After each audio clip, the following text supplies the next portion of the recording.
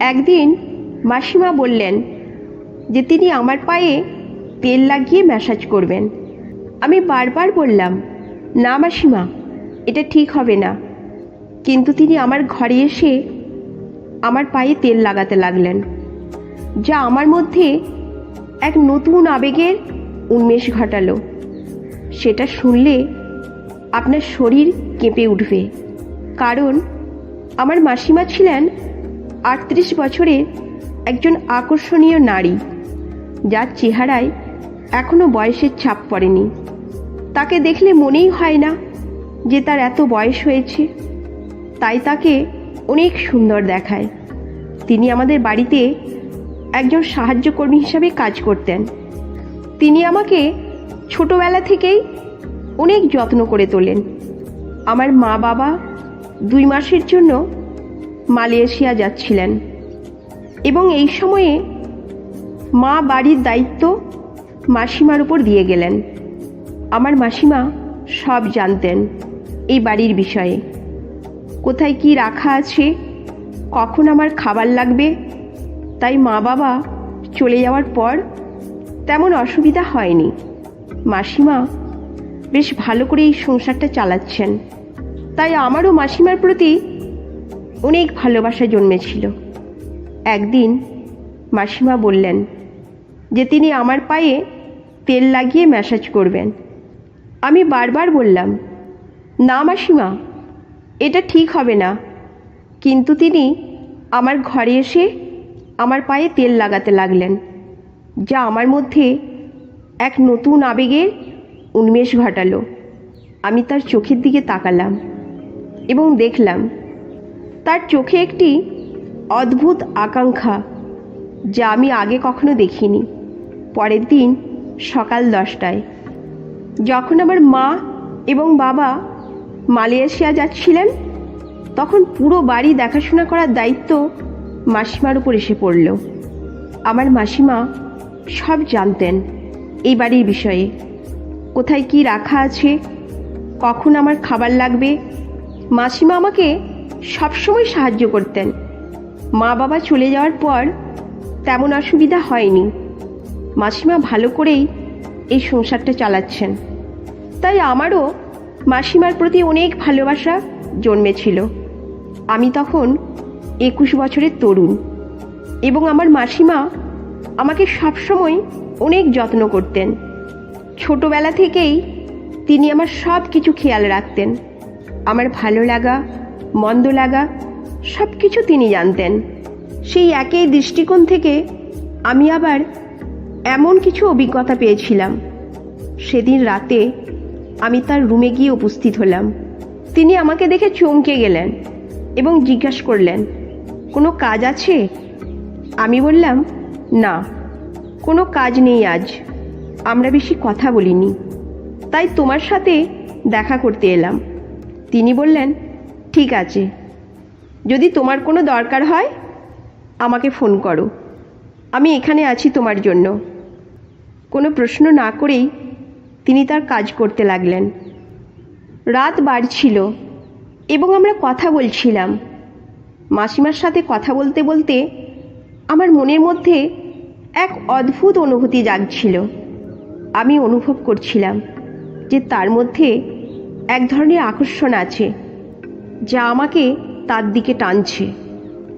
আমি সেই রাতে খুব ভালো ঘুমাতে পারিনি। আমার মনে হচ্ছিল আমি মাসিমাকে নিয়ে স্বপ্ন দেখছি। পরের দিন সকালবেলা আমি ঘুম থেকে উঠে দেখি মাসিমা রান্নাঘরে ব্যস্ত। আমি তার কাছে গিয়ে বললাম, মাসিমা, তুমি কি কিছু বলবে? মাসিমা বললেন, কেন, তুমি কিছু বলবে? আমি বললাম, না, আমি শুধু তোমার সাথে কথা বলতে চাইছি। মাসিমা হেসে বললেন, ঠিক আছে, তুমি কি চাও? আমি মাসিমার দিকে তাকিয়ে বললাম, তুমি আমাকে ছোটবেলা থেকে অনেক যত্ন করেছ, আমি তোমার প্রতি কৃতজ্ঞ। মাসিমা হেসে বললেন, তুমি আমার ছোট, তোমাকে যত্ন করাটা আমার দায়িত্ব।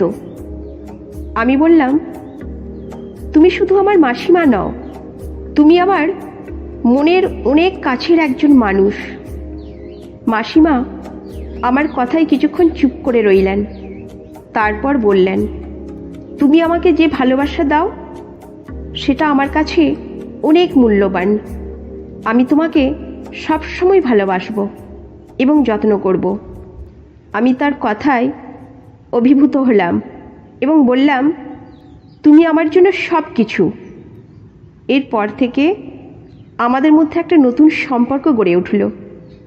মাসিমা আর আমি একে অপরকে আরও ভালোভাবে জানার সুযোগ পেলাম। আমাদের মধ্যে একটা গভীর ভালোবাসার সম্পর্ক তৈরি হলো। আমরা একে অপরের প্রতি যত্নশীল হলাম এবং আমাদের সম্পর্কটা আরও মজবুত হলো।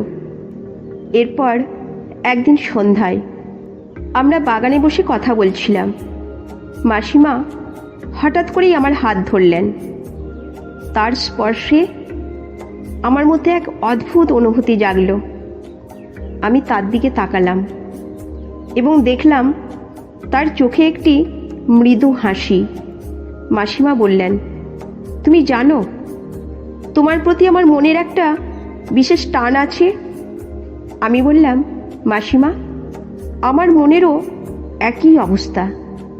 মাসিমা ধীরে ধীরে আমার কাছে এলেন এবং আমার কাঁধে হাত রাখলেন। তার উষ্ণতা আমার মনের সমস্ত দ্বিধা দূর করে দিল। আমরা একে অপরের চোখে চোখ রাখলাম। সেই মুহূর্তে আমরা দুজনেই অনুভব করলাম যে আমাদের সম্পর্কের গভীরতা আরও বেড়ে গেছে। আমরা আরও কাছাকাছি বসলাম এবং একে অপরের অনুভূতিগুলো ভাগাভাগি করলাম। মাসিমা আর আমি আমাদের সম্পর্কের গভীরতায় হারিয়েছিলাম।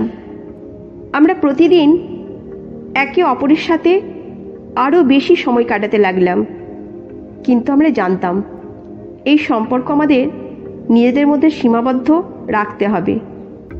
মা বাবা ফিরে আসার দিন ঘনিয়ে আসছিল এবং আমরা জানতাম তাদের সামনে আমাদের এই সম্পর্ক প্রকাশ করা সহজ হবে না। 2 মাস পর মা বাবা মালয়েশিয়া থেকে ফিরে এলেন। প্রথমে সব কিছু ঠিকঠাক চলছিল, কিন্তু একদিন মা হঠাৎ করেই আমাদের একসাথে দেখে ফেললেন। মাসিমা আর আমি বাগানে বসে একে অপরের হাতে হাত রেখে কথা বলছিলাম। মা কিছুক্ষণের জন্য চুপ করে দাঁড়িয়ে রইলেন, তারপর ধীরে ধীরে ঘরের দিকে চলে গেলেন। আমি বুঝতে পারলাম কিছু একটা ভুল হয়ে গেছে। সেদিন রাতে মা বাবা আমাকে ডেকে পাঠালেন। আমি তাদের সামনে গিয়ে দাঁড়ালাম। মা বললেন, তুমি কি আমাদের কিছু বলতে চাও? আমি চুপ করে দাঁড়িয়ে থাকলাম। বাবা বললেন, আমরা সব কিছু দেখেছি। তুমি আর মাসিমা একে অপরকে ভালোবাসো, তাই না? আমি সাহস করে বললাম, হ্যাঁ বাবা, আমরা একে অপরকে ভালোবাসি। মা কিছুক্ষণ চুপ করে রইলেন, তারপর বললেন, তুমি জানো এটা সহজ বিষয় নয়। প্রথম কিছু মাস খুব কঠিন ছিল। আমাদের সম্পর্কের কারণেই অনেকেই সমালোচনা করছিল। কেউ কেউ বলছিল, তোমাদের সম্পর্ক ঠিক নয়, মাসিমা তোমার থেকে বয়সে বড়, এটা সমাজের নিয়মের বিপরীতে। কিন্তু আমরা সিদ্ধান্ত নিয়েছিলাম আমরা একে অপরকে কখনো ছেড়ে যাব না। আমরা আমাদের সম্পর্কের প্রতি আস্থা রেখেছিলাম এবং জানতাম আমাদের ভালোবাসা সব কিছু সহ্য করতে পারবে। কিন্তু ধীরে ধীরে আমাদের সম্পর্কের মধ্যে দূরত্ব বাড়তে লাগলো। আমরা একে অপরের সাথে অনেক সময় কাটালেও সমাজের চাপ এবং সমালোচনা আমাদের মনের ওপর বড় প্রভাব ফেলছিল। একদিন মাসিমা আমাকে বললেন, আমাদের সম্পর্কের জন্য সমাজের যে চাপ তা সহ্য করা কঠিন হয়ে যাচ্ছে। আমি চুপ করেছিলাম, কারণ আমি জানতাম তিনি ঠিক বলছেন।